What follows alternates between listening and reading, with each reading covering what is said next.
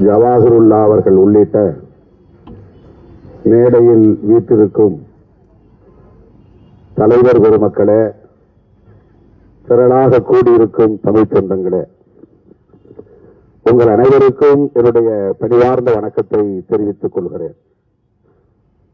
ஏறத்தாழ 2 மணி நேரமாக இது நடைபெற்றுக் கொண்டிருக்கிறது.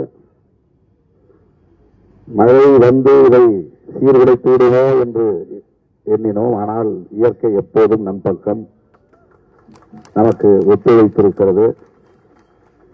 மழை பெய்தாலும் கலைந்து போக மாட்டோம் என்கிற உறுதியோடு இங்கே அமர்ந்திருக்கிற உங்களுக்கு முதலில் என்னுடைய பாராட்டுகளையும் வாழ்த்துகளையும் தெரிவித்துக் கொள்கிறேன். பெரியாரிய உணர்வாளர்கள், மனிதநேய பற்றாளர்கள் என்பதை உறுதிப்படுத்தக்கூடிய வகையில் இந்த மாபெரும் பேரணி கண்டன பொதுக்கூட்டம் இங்கே நடைபெற்றுக் கொண்டிருக்கிறது. ஒரு மொழி அல்லது சாதி மதம் என்கிற அடையாளங்களுக்குள் சிக்கிக் கொள்ளாமல் வரம்புகளை தாண்டி மனித உரிமைகளுக்காக, பாதிக்கப்படுகிற மக்களின் விடுதலைக்காக போராடுகிற அரசியல்தான் பெரியாரிய அரசியல் என்பதை இந்த பேரணி இன்றைக்கு உணர்த்தி இருக்கிறது.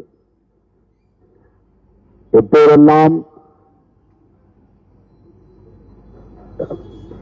நெருக்கடிகள் ஏற்படுகின்றனவோ அப்போதெல்லாம் நாம் பெரியாரின் பெயரால் ஒருங்கிணைந்து செயல்பட்டு வருகிறோம். வெவ்வேறு பெயர்களில் இயங்கினாலும், வெவ்வேறு வண்ணங்களை நாம் சுமந்தாலும், பெரியாரியம் நம்மை ஒருங்கிணைக்கிறது என்கிற பெருமையோடு உங்கள் முன்னால் நான் இருக்கிறேன். தோழர் திருமுருகன் அவர்கள் சொன்னதைப் போல 4 நாள் பயணம் முடித்து இன்று அதிகாலை வந்து இறங்கி காலையில் முதலமைச்சர் அவர்களின் தலைமையிலான கூட்டத்தில் பங்கேற்று 1 மணிக்கு மேல் அங்கிருந்து நடிகர் ரோபோ சங்கர் அவர்களின் இல்லத்திற்கு சென்று அவருக்கு அஞ்சலி செலுத்திவிட்டு இந்த பேரணியில் பங்கேற்க வேண்டும் என்கிற பேராவலோடு நான் வந்து கொண்டிருந்தேன்.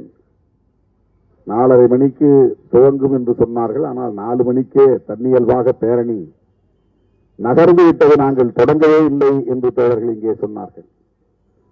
அந்த அளவுக்கு எழுச்சியோடு தன்னியல்பாக திரண்டு வந்து இந்த பேரணி நடைபெற்று அமெரிக்க ஏகாதிபத்தியத்தின்